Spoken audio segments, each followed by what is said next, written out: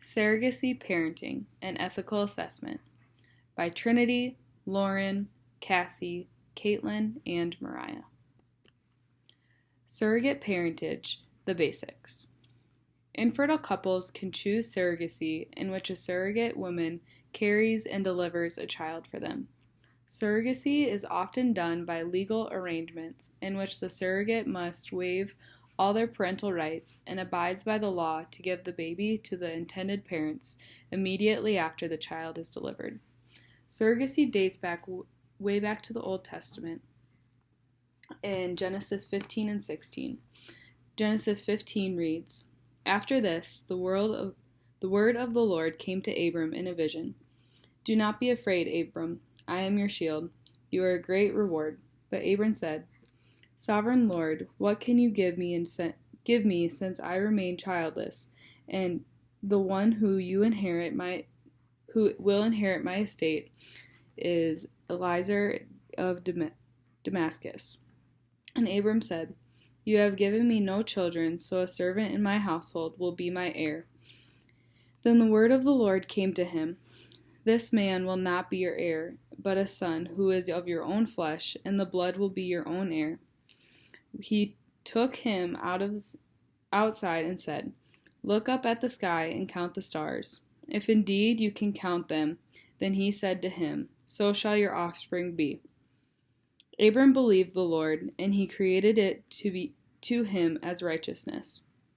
He also said to him, 'I am the Lord who brought you out of Ur and the Chaldeans to give you this land to take possession of it.' But Abram said, 'Sovereign Lord, how can I know that I will gain possessions of it?' So the Lord said to him, 'Bring me a heifer and a goat and a ram, each 3 years old, along with a dove and a young pigeon.' Abram brought all these to him, cut them in two, and arranged the halves opposite of each other. The birds, however, he did not cut in half. The birds of prey came down to the carcasses, but Abram drove them away. As the sun was setting, Abram fell into a deep sleep, and a thick and a dreadful darkness came over him.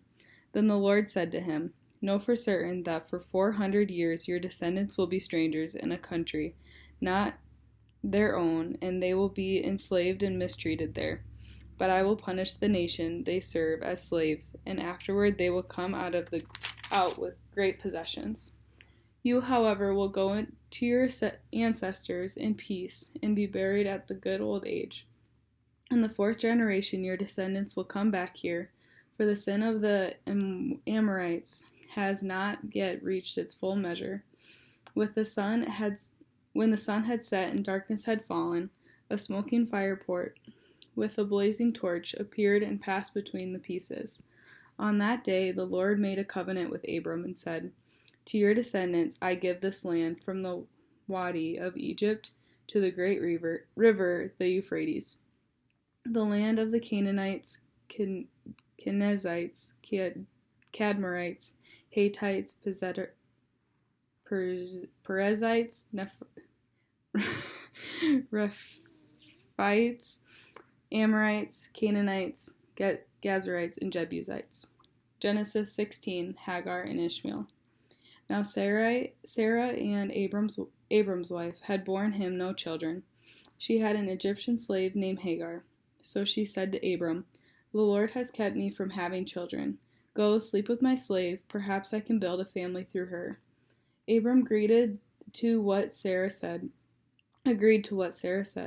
So after Abram had been living in Canaan for 10 years, Sarah his wife took her Egyptian slave Haggar and gave her to her husband and said to be his wife. He slept with Haggar, and she conceived. When she knew she was pregnant, she began to despise her mistress. Then Sarah said to Abram, "You are responsible for the wrong I am suffering. I put my slave in your arms, and now she knows she is pregnant. She despises me. May the Lord judge between you and me. Your slave is in your hands," Abram said. "Do with her whatever you think best." Then Sarah mistreated Haggar, and she fled from her. The angel of the Lord found Haggar near the spring of the desert. It was the spring that is beside the road of Shur. And he said, Haggar, slave of Sarai, where have you come from, and where are you going?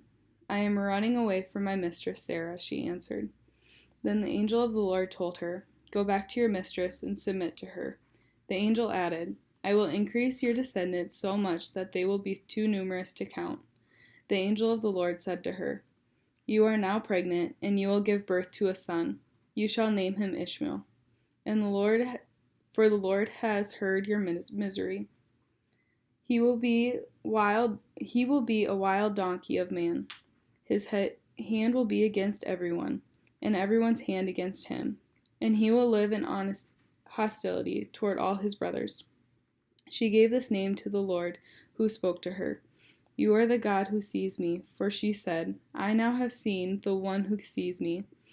That is why the will was called Beer Laharoi. It is still there, in between Kadesh and Beer. So Hagar bore Abram a son, and Abram gave the name Ishmael to the son she had bore. Abram was 68 years old when Hagar bore him Ishmael.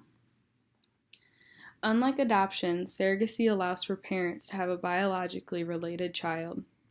Today, many countries have made surrogacy illegal due to the concerns for potential risks for both the physical and emotional toll it takes on the surrogate. Italy, Spain, France, Portugal, Bulgaria, and Germany profit surrogacy in all forms. Many concerns involving gestational loss of the infant and birth complications causes many ethical dilemmas for both the surrogate and intended parents. According to Sakharova and his colleagues, 20% of all married couples do not have the natural ability to give birth to children. The pro standpoints. It can complicate families. Those who struggle with infertility, LGBT couples, those with medical conditions, make pregnancy unsafe. It can be rewarding when there are many unsuccessful attempts in creating a family when you are able to have a child through surrogacy. The second standpoint is that it allows for genetic connections. You can have a genetic connection because gestational surrogacy allows for both parents to maintain a biological relationship to their child. It is a successful process that is healthy. It can be more successful than other fertility treatments. It has a higher rate than any other fertility treatment, and the success rate is 75 to 95%, whereas IVF is only 52% successful. Another point is that it allows for involvement. The parents usually are able to be involved with surrogate's pregnancy. They can help with coping mechanisms and supporting the family. Surrogates get compensation due to the hard labor of carrying a baby, as well as the demands that are high. Compensation will be given to help with their own lifestyle and commitments. The average amount for the first-time surrogate makes $25,000. The anti-standpoint for surrogacy would be that it can be complicated. Due to an increased risk and physical demand of the surrogate mother in the form of health screening, embryo transplantation, amniocentesis, as well as managing any conditions or complications that may arise, such as gestational diabetes. Surrogacy laws vary from state to state, and levels of protection to surrogate mothers and the parents may vary.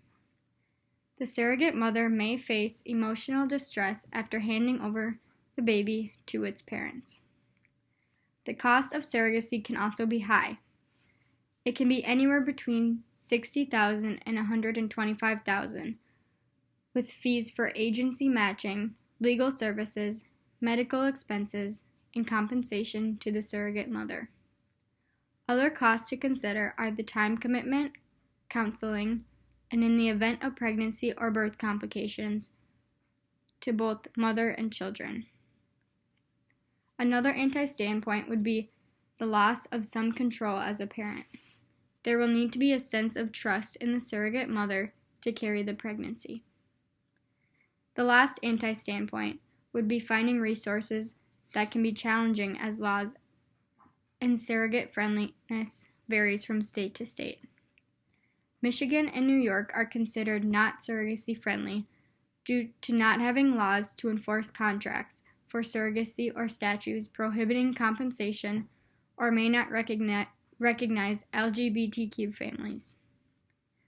Some of the surrogate-friendly states, such as Delaware, California, Washington, and District of Columbia, as they do not include statutes and laws protecting surrogacy or history of rulings protecting surrogacy. Some of the ethical dilemmas would be that there is a risk for abuse to the surrogate mothers.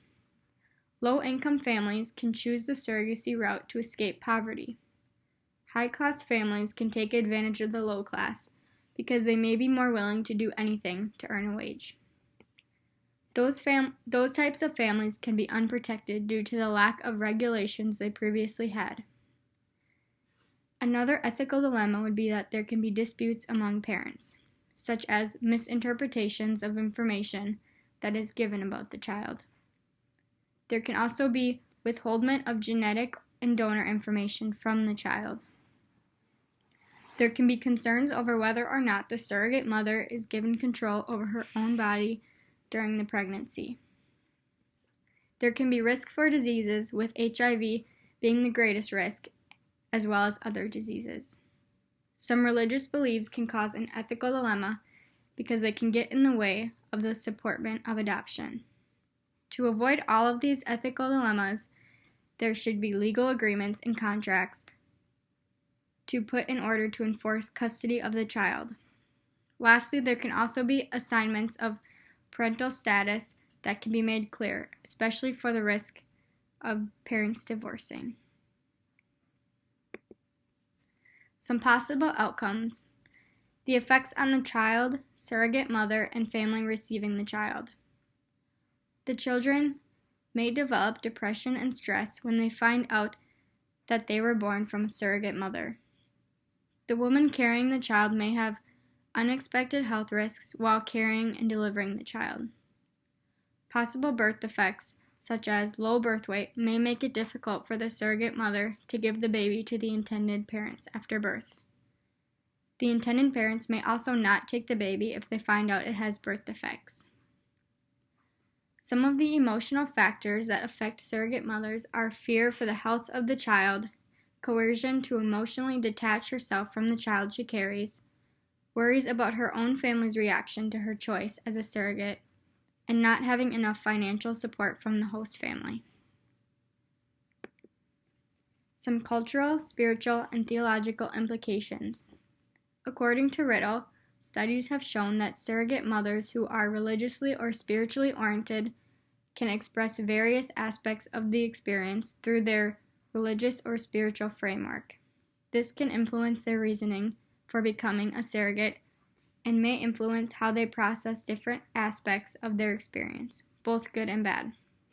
The Catholic Church states that techniques that entail the dissociation of husband and wife by the intrusion of a person other than a couple are gravely immoral.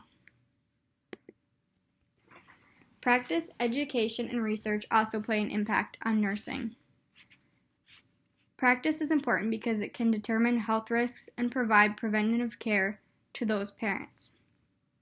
It can also impact it with emotional support for complications such as loss of the child, divorce of parents, and custody conflicts. Another impact on nursing would be education.